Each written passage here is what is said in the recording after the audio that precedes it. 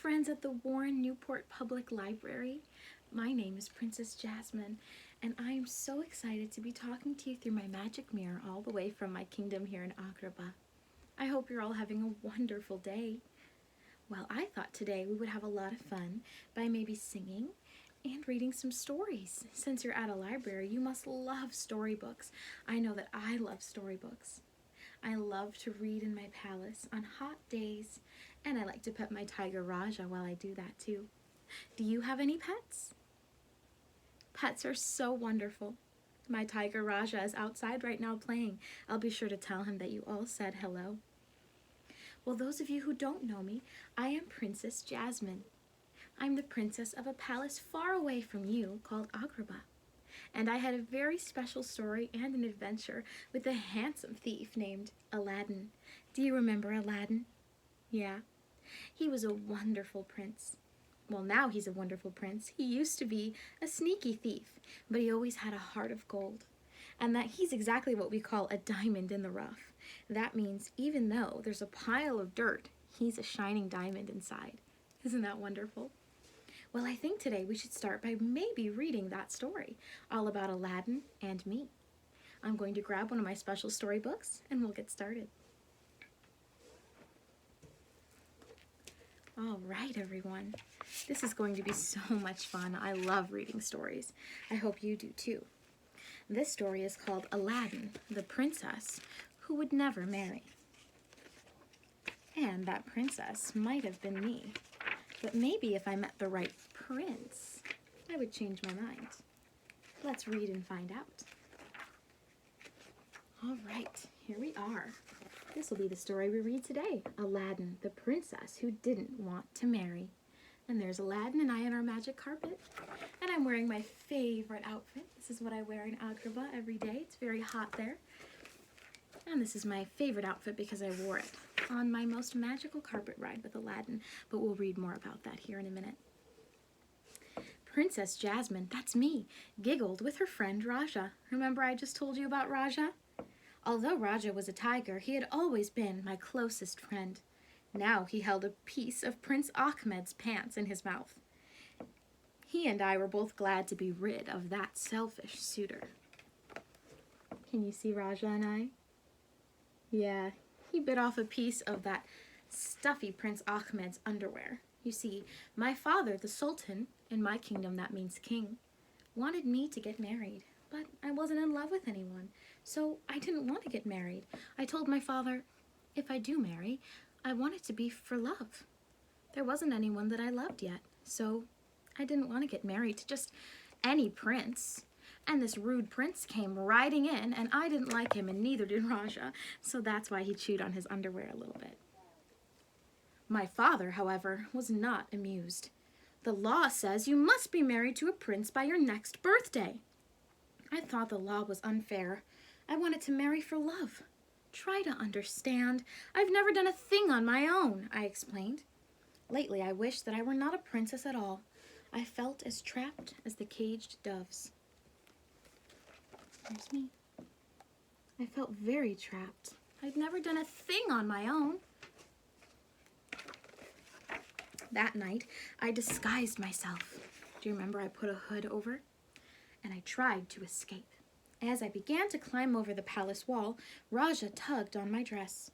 He was sad to see me leave, but he knew what was best for me. I can't stay here and have my life lived for me, I told him sorrowfully. In the marketplace, life was busy and exciting. This was me when I was escaping. Raja was sad, but I put on a disguise so that I could go and live an adventure outside of the palace walls. With compassion, I handed an apple to a poor child. However, when I was unable to pay, the vendor grabbed me angrily.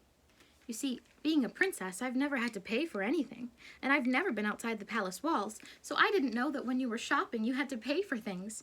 I saw a child who was so hungry, and so I said, "Aw, are you hungry? Here you go." And I picked up an apple and gave it to the child. But then the person who ran the stand wanted me to pay, and I said, "Money? But I don't have any money." And then he grabbed my hand, but luckily a handsome stranger came to my rescue. Running swiftly, we escaped to his rooftop home. And who do you think rescued me? That's right. Look at that handsome man. That's Aladdin. And do you see his monkey? That's Abu.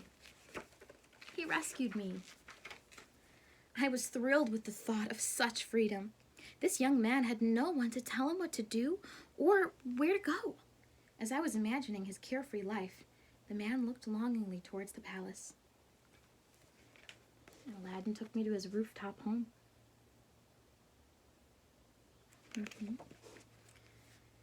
It would be wonderful to live there, Aladdin thought, without having to worry about where to find your next meal. Sometimes I just feel so trapped, we both expressed at the same time. Surprised, we looked at each other.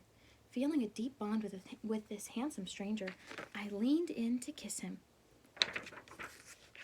And that's us looking at the palace. There's my palace. That's my home in Agrabah. Aladdin wanted to live in the palace walls, and I wanted to live outside of the palace walls. Even though we lived opposite lives, we still connected because both of us weren't happy with where we were. So as I leaned in to kiss him, suddenly guards burst upon us. There was nowhere to escape. "Do you trust me?" asked the young man, holding out his hand to me.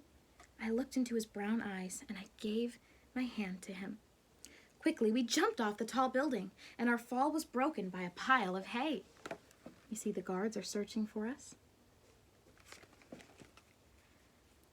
"I've got you this time, street rat," yelled another guard.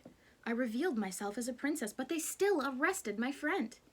Do you remember I was wearing a hood, and I said, "Unhand him." And they said, "Look, a street mouse." And I took my hood off to show my crown, and I said, "Unhand him by order of the princess." But they still took him away. "My orders come from Jafar," the guard told me. And I said, "I will take it up with him. Believe me, I will." Back at the palace, I confronted my father's chief advisor, Jafar. But the evil Jafar cruelly deceived me into thinking that my handsome stranger was dead.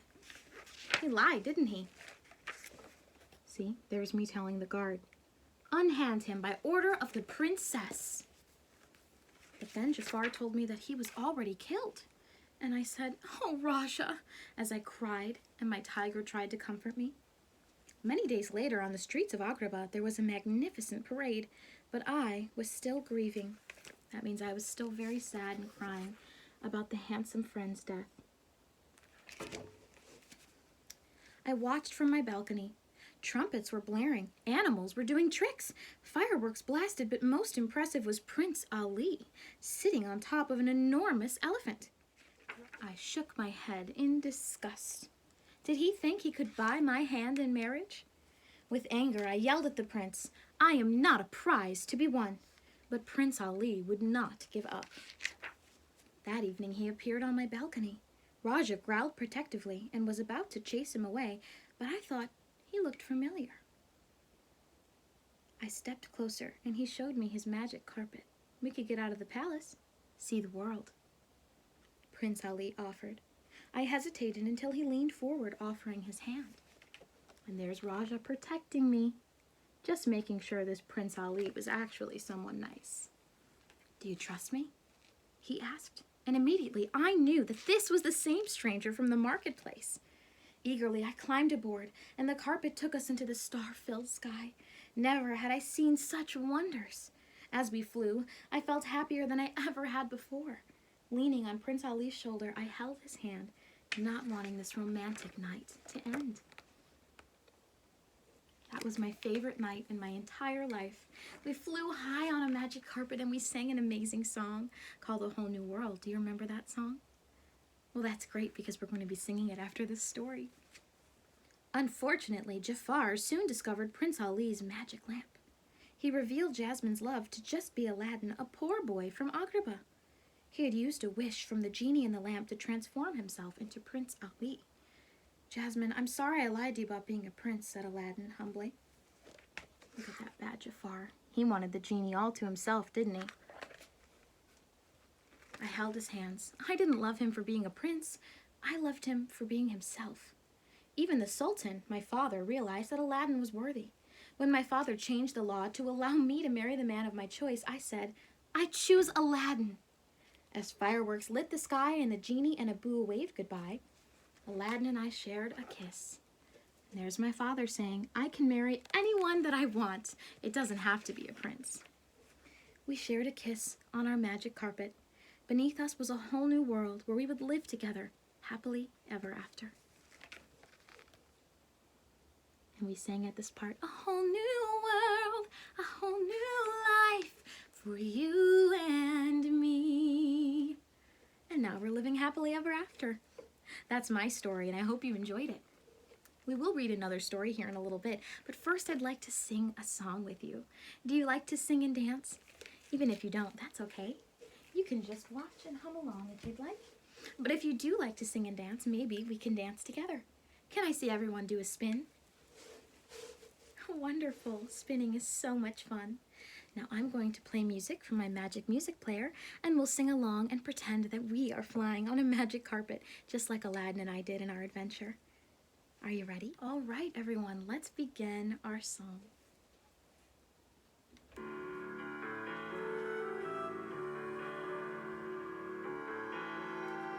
I can show you the world, shining, shimmering, splendid. Tell me, princess, now when did you last let your heart decide? I can open your eyes, take you wonder by wonder, over, sideways, and under, on a magic carpet ride. A whole new world, a new fantastic point of view. No one to tell us no, or where to go, or say we're only dreaming. A whole new world, a dazzling place I never knew. But when I'm way up here, it's crystal clear that now I'm in a whole new world with you. Unbelievable sights, indescribable feeling, soaring, tumbling, freewheeling through an endless diamond sky. A whole new world, 100,000 things to see. I'm like a shooting star, I've come so far, I can't go back to where I used to be.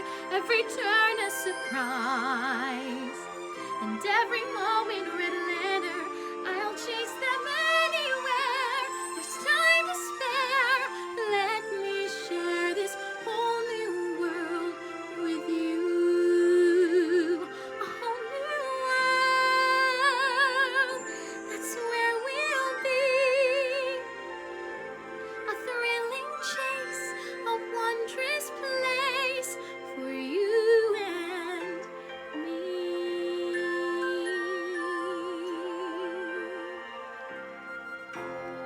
Wonderful job. Thank you, everyone, for singing along with me. That is my most favorite song in the entire world, and I'm so glad I got to sing it for you today.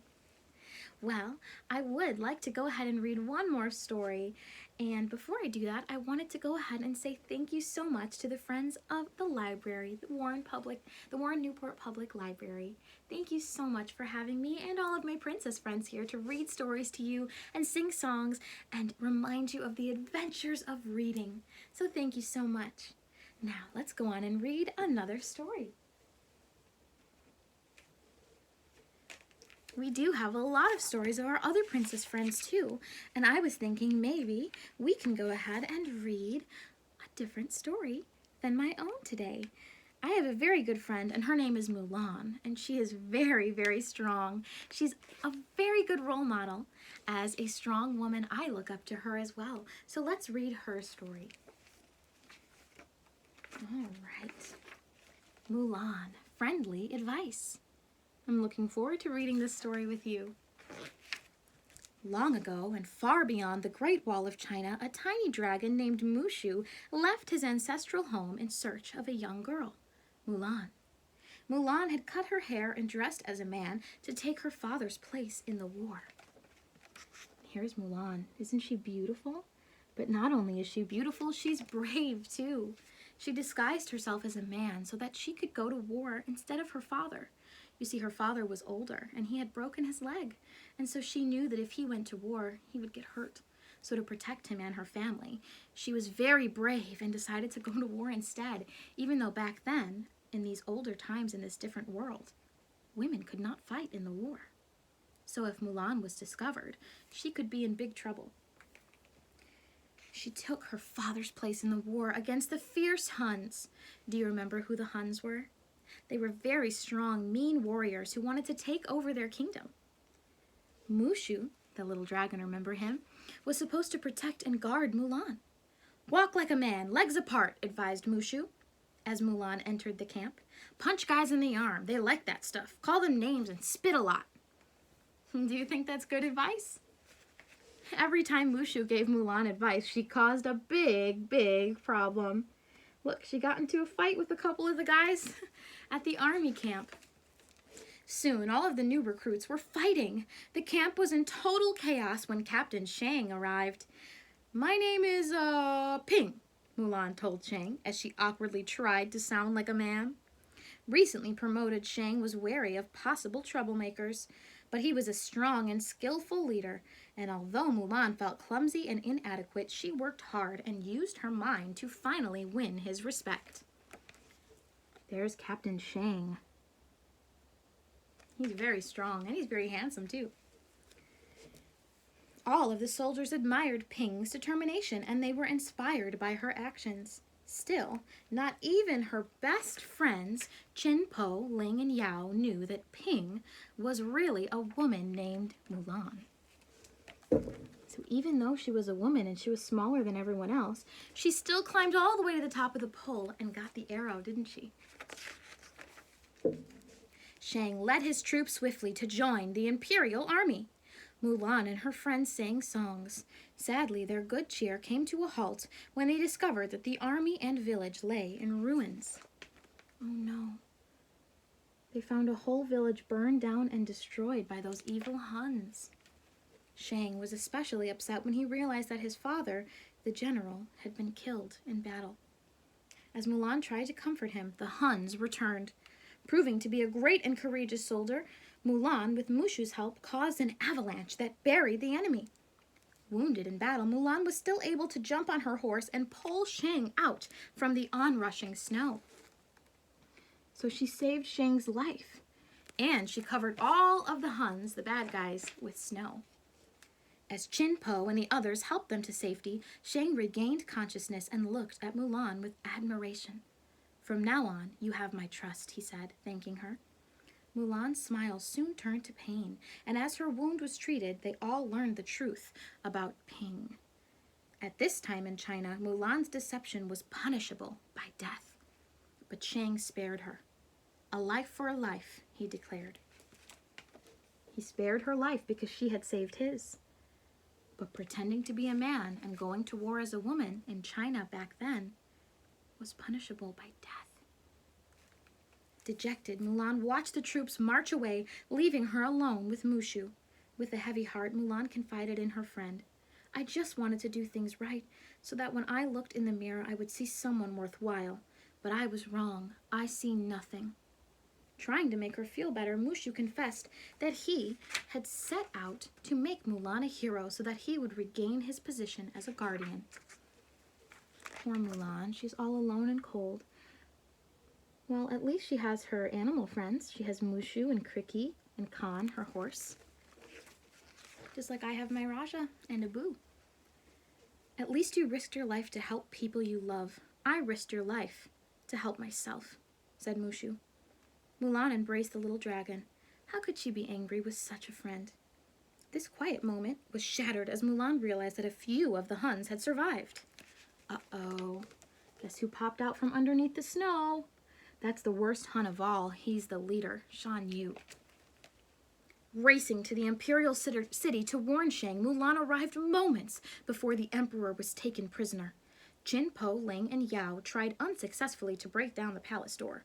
"Hey guys, I have an idea," Mulan called. Eager for the help of their quick-thinking friend, they let Mulan dress them as women so that they can sneak into the palace. Ooh, they do not look very pretty, do they? There's Ling, Chin-Po, and Yao. Yao. Together they scaled the wall and attacked the unsuspecting Huns. Realizing that he could trust her, Shang soon followed her lead. They rescued the emperor, but Shan Yu, the Hun leader, angrily attacked Shang. To protect him, Mulan revealed herself as the soldier who had defeated him at the mountain. With ferocity, Shan Yu began to chase her. Putting their heads together, the girl and the dragon hatched a plan. Leading Shan Yu to the top of the palace, Mulan grabbed his sword and pinned his cloak to the roof, just as Mushu shot a rocket toward him. Look at Mulan bravely fighting against the Hun leader, Shan Yu. She's very inspiring, isn't she? Shan Yu was blasted into a tower of fireworks. Mulan was happy to leave her home. She had realized that she was special enough as herself and that she had friends she could count on. She presented the Emperor's sword to her father, and he welcomed her back. Shang followed her, realizing with the Emperor's help that his feelings for Mulan had grown. She was much more than a good fighter. Finally, Mulan's heart was full. Her father was very proud of her. As for Mushu, the joyful little dragon regained his guardianship. "Send out for egg rolls," he shouted to the happy ancestors. And even Mushu saved the day too. Well, that was a very good story about my good friend Mulan. I'll be sure to tell her that you all said hello. I hope you had so much fun with me today. We flew on my magic carpet, we sang a song, we read my story and my friend Mulan's story. It was wonderful. Thank you again to the Warren Newport Public Library and all of our friends from the library for this wonderful magical video to be possible. Goodbye, everyone. Until next time.